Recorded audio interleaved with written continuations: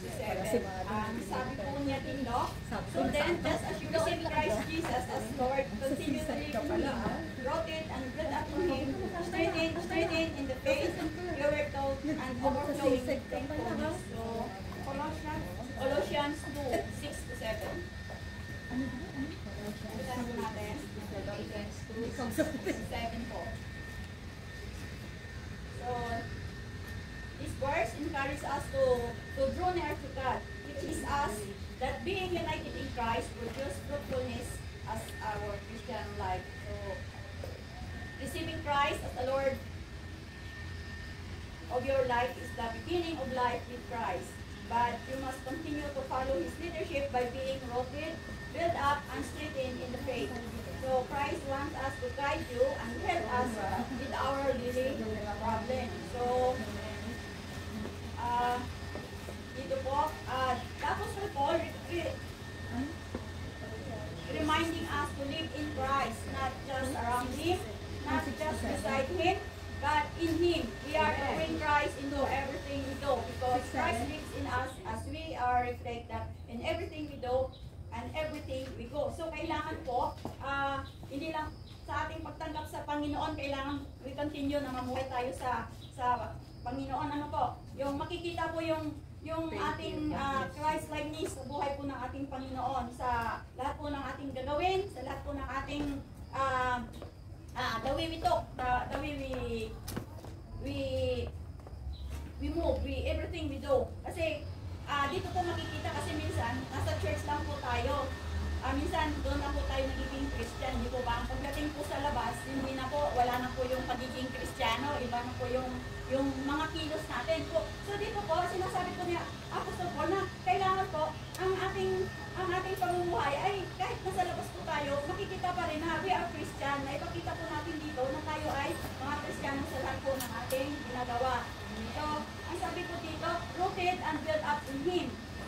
Katulad po ng kahoy, a tree is as healthy as its root system. Deeper the roots, the taller and healthier. So our faith is the same way. The deeper we go in our relationship with Christ, the greater our impact becomes. So sa atin po, pag rooted po tayo, di po ba sa ating pamumuhay as a Christian, if we are rooted, ano man po yung mga bagyong dumating sa atin, hindi po tayo matitinag. Di po, kasi naka-build po tayo sa Panginoong Hesus. Katulad din po ng puno na pag naka-rooted po sa ilalim ng lupa, hindi po, pag may bagyo mang dumating, hindi po siya matutumba. Lumilihay lang po, pero bumabalik po sa dati after the storm. Katulad din po tayo, pag may bagyo po sa buhay natin, hayaan lang po natin, at ang bagyo, mga problema po, at dadaan lang po yan sa buhay natin, at tayo'y magpatuloy pa rin sa ating paglingkod sa ating Panginoong Hesus. So, dito, dahil how deep I am going to my relation with Christ, paano ba tayo yung ating relationship magiging deeper sa Panginoong Hesus? Tanong po dito, are we spending time with Him? So, nag-spend po ba tayo ng time para tayo magiging rooted? Kailangan po mag-spend po tayo ng time seeking Him and His wisdom para po tayo laging into Christ through His Word. So, tayo po laging magbabasa ng Kanyang salita para anuman po ang mga darating na mga unong sa buhay natin, may Word po tayo, may salita po tayo ng Panginoon na pinanghahawakan, na yung mga promises po niya, panghawakan po natin para yun po ang ating kapitan pagdating ng ating mga problemang dumating sa ating buhay. So, sabi dito, the more we root ourselves in Christ, the higher we go in life. So, hindi po tayo matitinag, pag tayo ay nasa Panginoong Hesus. So, sabi dito, straighten in the faith. Our faith is like, sabi dito, our faith is like a muscle. The more we strengthen in it and work in it, the stronger it becomes. We have to intentionally work out our faith for this to get stronger. So, we need to push hard and can expect to get strong, healthy without pushing yourself out your comfort zone, going into your faith zone. So, kailangan work without action is dead. Di po ba? Kailangan pag may faith po tayo, halimbawa yung kung sa atin humihingi po tayo ng kagalingan, di po ba, ng ating sakit karamdaman. So, we have faith na kayo pagagalingin ng Lord. Di po ba? So, if we don't have faith, pag hindi po natin inaano yung faith natin, hindi po mangyayari sa atin. Pag hindi po natin i-exercise yung faith po natin, di po ba? Hindi po tayo yung pag nangangailangan tayo,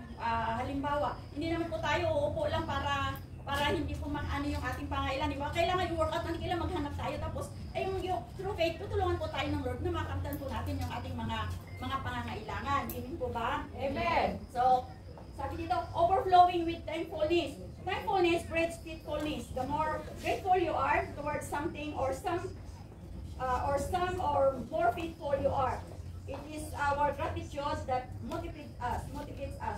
When we truly see the grace and mercy of our Lord. So, kailangan puno po tayo ng papasalamat. Hinihingi pa lang natin sa Panginoon. Naghihingi na tayo ng pasasalamat kasi yun ang faith natin na yun ay ibibigay ng Lord sa atin. Kaya, yun pa lang, nagpapasalamat na po tayo sa Panginoon.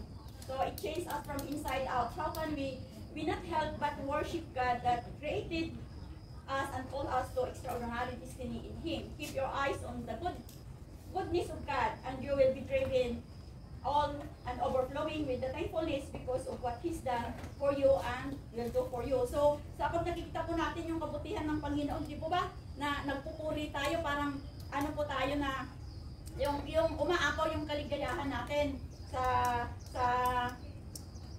tuwa, sa kabutihan ng Lord sa buhay ng bawat isa sa atin. Yung para bang napaka-amaze ng Lord sa ating pagbibigay, ano? Tapos yung sa atin pong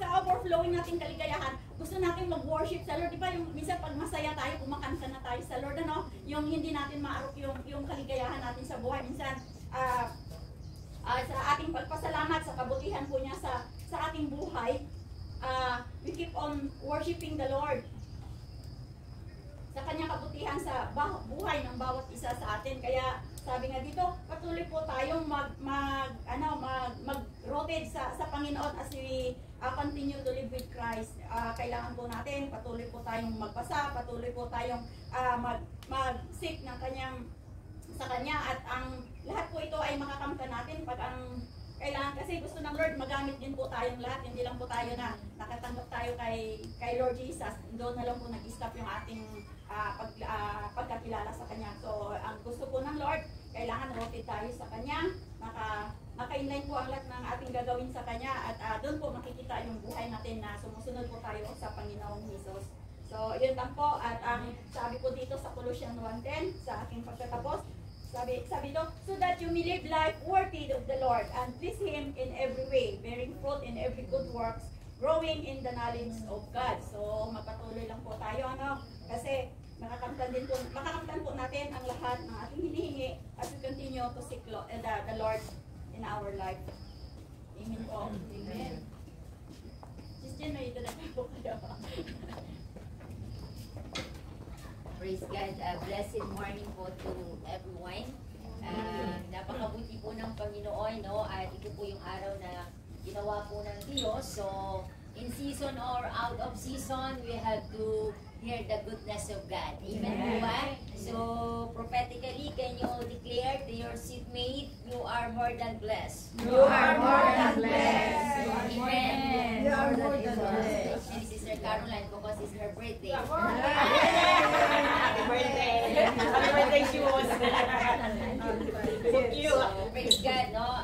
What promising po ng Word of God today. We heard po yung kabutihan po ng Panginoon, ano po. So, in order for us to experience, na maranasan po natin ang katapatan ng Diyos, kailangan po nagpapalal, we need to be rooted in the Word of God, as what Ate Marley said a while ago. So, we need to be rooted in the Word of God. Ang hirap po kasi kumilos. Di po ba kapag ang employer nyo ay basta-basta na lang kayo nagmamarunong, pumapalpak tayo.